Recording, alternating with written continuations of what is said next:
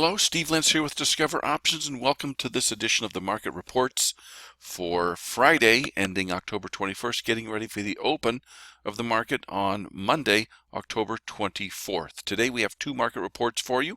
The S&P 500 Condor Butterfly Timing Report for advanced option traders doing range trading approaches, butters and condors, and then also the S&P 500 Directional Likelihood Report.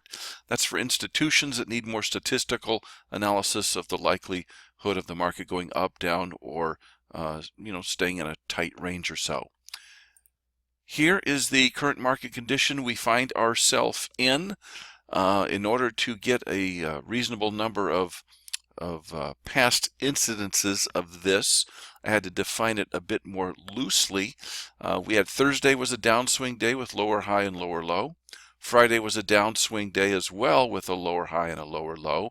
All that occurred when the stochastic was trending upward above its 3-day simple moving average. Now, that by itself only renders you roughly 40 incidences of this same condition going back to January of 2000. All right, where you have whenever you have the stochastic in an uptrend like that between, say, 10 and 90, it's a pretty wide range.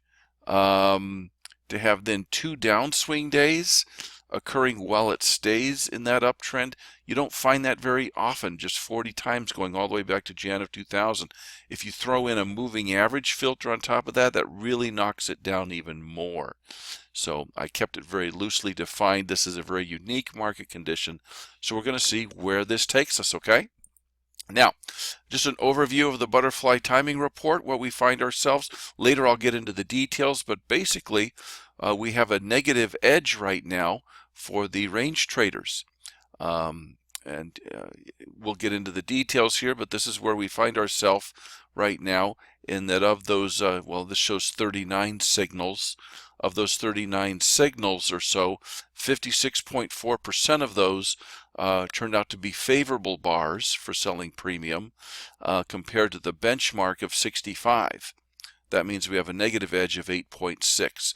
Again, later on in this presentation, I'll get into the details, but those of you that are very accustomed to this, I'll just get right to it and give you the bottom line.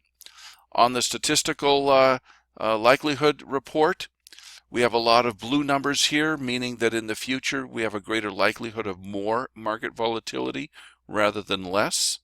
And not only using the statistical volatility bands, but also the SKEW adjusted VIX bands, we see a lot more blue numbers, positive numbers, meaning that there's a greater likelihood of more market volatility. And it's not skewed either bullish or bearish. It's kind of a equal opportunity, higher volatility likelihood, either up or down. Okay, so that's the picture we have. There's a likelihood of more market volatility moving forward. Nothing's guaranteed, of course. We're only speaking about statistical likelihoods given this same market condition in the past. Before we get to the details and explanation of these reports, after that overview, I want to just invite you to go ahead and subscribe. That way you'll be alerted as to when we update this YouTube channel with more videos. You could do that by clicking on the button below. If you want a copy of our e-trading book, click on the link above. Simple Steps to Option Trading Success by Jim Graham and myself, Steve Lentz. Love for you to get this.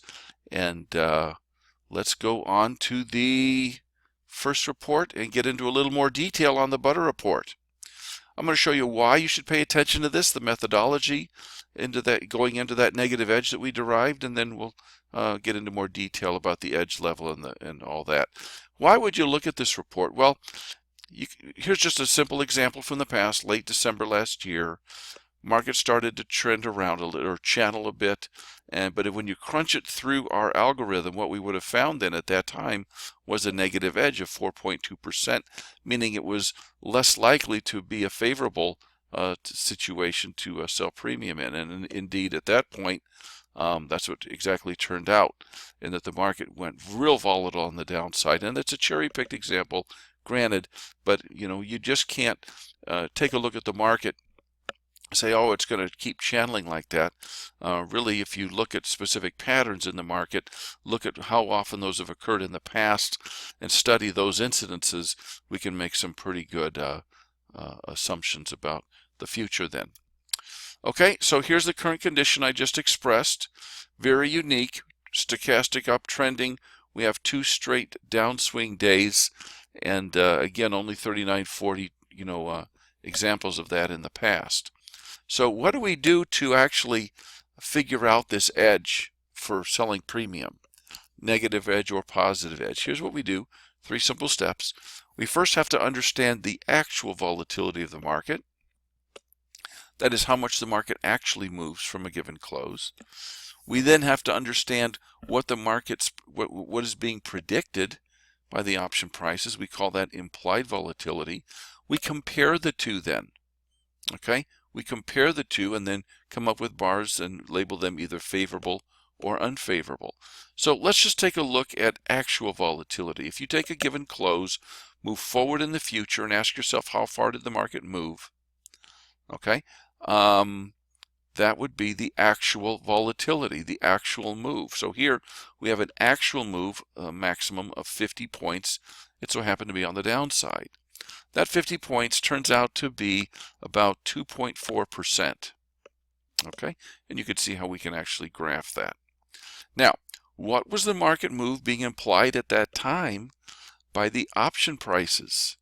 We know what the market did, but back then, as of that close in late April, what was the what in the SPX? What was the VIX predicting for the future?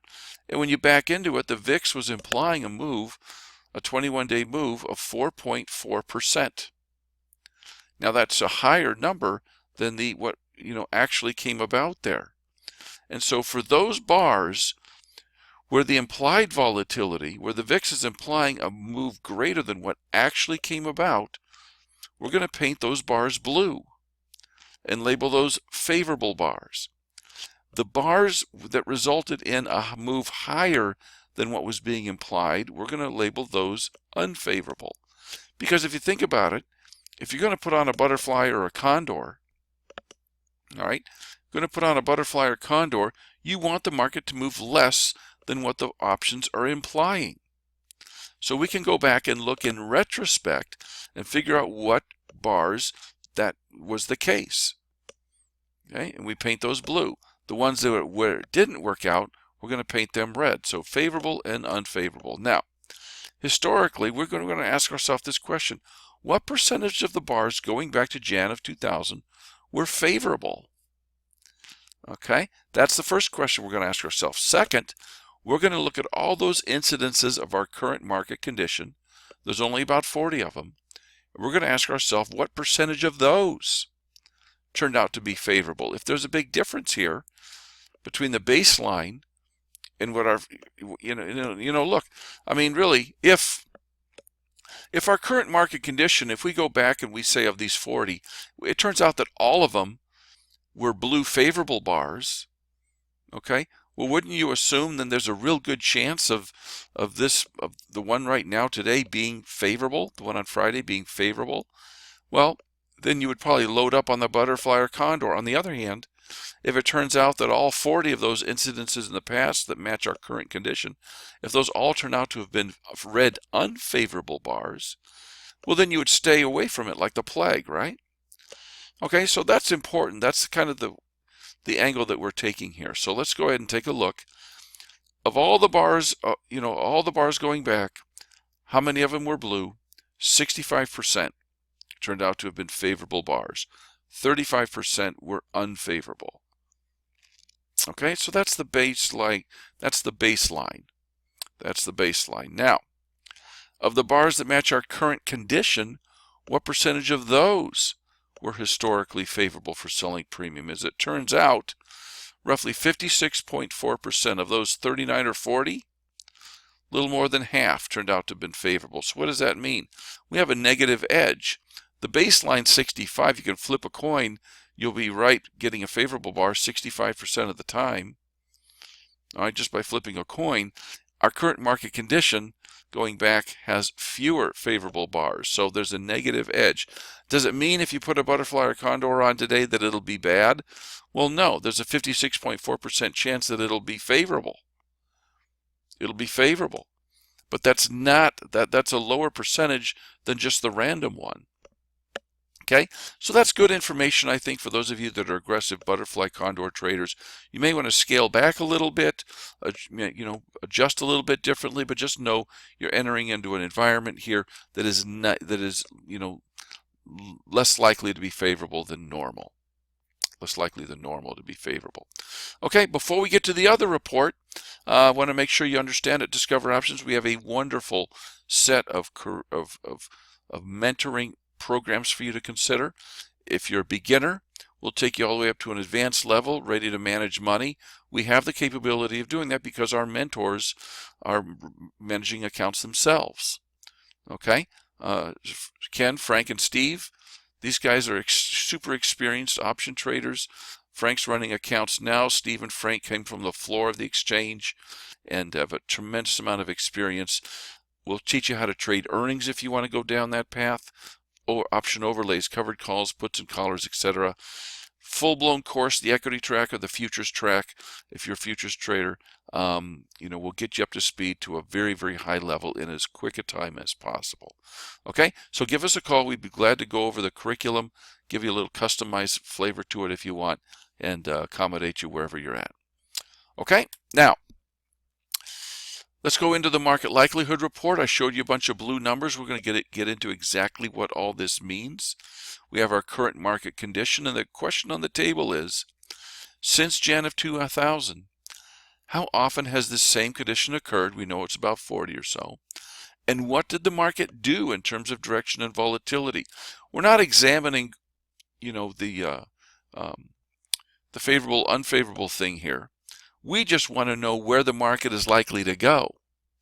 Because if we look at all 40 of those examples, from this current market condition, if we look at all 40 of the times that this occurred in the past, and we then look at those 40, and it turns out that on all 40 of them they went up all 40 times, well, then, we're going to sit up and take notice. But how do we determine, what actually the market did? So here's what we do. I like to use a distribution model of price. We're going to look at the historical distribution of price, just a random historical baseline. We're going to then understand the distribution after our market condition developed. And then we're going to compare the two to each other. Now, how do we determine distribution? What does that mean? I like to set up volatility bands from each bar's close, 5, 10, and 15 days out, one standard deviation from the close, and ask ourselves the question, did the market go up and hit the upper, the lower, or didn't hit either band, basically? So here's how it works. I'm going to take a 10-day one standard deviation band using 20-day statistical volatility. We go forward 10 days. We ask ourselves if the market went up and hit the upper, the lower, or wobbled in the middle. Okay, in this case, the market definitely went up and hit that. So for our database, for our baseline settings or our baseline calculations, we note that for that close, we definitely hit the upper band. Now, let's go to this next one over here, this close. We have the band up here for 10 days, the band down here for 10 days. Did the market go up and hit the upper, the lower, or wobble and stay in the middle? And in this particular case, it hit neither band. Okay, you see that? It tried to come down and hit it, but didn't quite make it.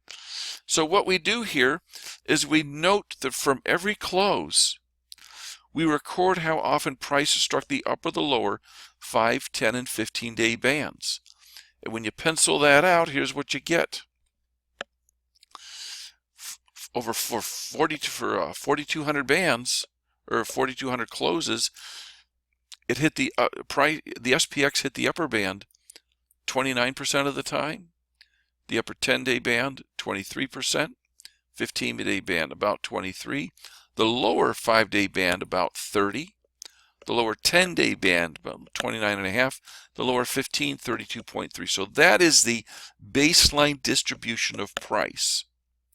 Baseline distribution of price. Now, what we do now is we're going to understand the distribution after our condition develops. Okay, and so let's go in here. And so here, I mean, look, listen. If if we go back in time and look at those 40 incidences of our current condition, and we find out that price hit the upper bands 100% of the time and the lower bands 0% of the time, we're going to make the conclusion that, that's a pretty good, strong, bullish, indication there. On the other hand, if of those 40 times, price went down and hit those 5, 10, and 15-day bands 100% of the time on the lower bands, hit the upper bands 0, well, what does that mean? That means it's a huge bearish indication. Okay, so we're going to look at that distribution as of the close. We'll look at the distribution after price if it goes above the previous high, like from Friday's high, and if it goes down below Friday's low. That way, for you guys on Monday morning, you'll have an indication if price goes up or down, what the market is more likely to do. So here's what we have. As of the close on Friday, we had 40 incidences in the past that match our current condition. All right. Of those 40, it hit the upper 5-day band a little bit less than the historical benchmark. It hit the upper 10-day band about the same. The upper 15 a little bit more, 27.5. So hit the upper 15 a little bit more. It hit the other 3 lower bands, all of them the same or more. So we're seeing a picture here of a little bit more volatility, both to the upside and the downside. Just a squeege, not that much. Not that much, but just a squeege, okay? Now, if price goes above the high of Friday, look at this. As one would expect, break out to the upside a little bit. It's hitting the upper bands a little bit more often. But look at this. It's also hitting the lower bands a little more often as well for those 24 incidences where it went above Friday's high. What if it goes below the low on Friday? Again, we see it hitting the bands on the upper and the lower more often. Now, but that's only 14 incidences, and that brings me to the point. I like to try and get around 100 incidences because our current condition is so unique. I had to back off the definitions just to get it up to 40. So that kind of renders these predictions a little bit less reliable because it's a lower population set. But I think you're getting a flavor here that you have a consistent pattern of expanded volatility just slightly here. Now, I also like to repaint these bands using SKEW adjusted VIX calculation numbers. And even with the SKEW adjusted VIX, we can see that the upper and the lower bands, of these 18 bands out of all 3, only 2 of them weren't higher. So again, expanded volatility in both directions then. So that's where we're at. There's a likelihood that the market will be more volatile than normal, coming out of this condition. Okay, finally, let me hear, where are we? Okay, let's go here. Let's see, broken wing butterfly. If you have to trade right now, here's an idea, and this comes to us from our mentoring program that we really like this strategy in, and that's a put broken wing butterfly. You go out of the money in the puts, and you do a broken wing approach so that your delta will be fairly flat and the gamma will be very flat as well. So what we're doing is going out about 30 days. We're coming here about 5 strikes out in the SPX, doing a 1, a 2, and then what we do is we go shopping for the delta that will get us as close to delta's neutral as possible, but also where the price is going to render our cash flow about 0, as close to 0 as possible. And when we do that, this is from Friday's close, what we then get is a butterfly broken wing, but look how the T+0 line is really flat for a big portion of price there. And the gamma is very, very low, indicating flatness there. So our deltas aren't going to change with the pop in the market in either direction. And what we then get is just, and this is just a little one lot, but you do get some good theta coming in. Not bad for $1,000. And we have some pretty flat deltas and gammas there. Just an idea. If you have to be in the market, do something conservative, we would suggest, where you have a pretty flat T+0 line there. Okay, folks. Oh, and by the way, here is the on something like this, you have a, gosh, there we go, pretty decent profit graph on the price chart, with the green showing you the area of price where you make money. Okay. Hope this has been helpful. Good luck trading this week, folks. I'm Steve Lentz with Discover Options. We'll talk to you next week. Same bad time, same bad channel. Take care. Have a great rest of the day. Bye-bye.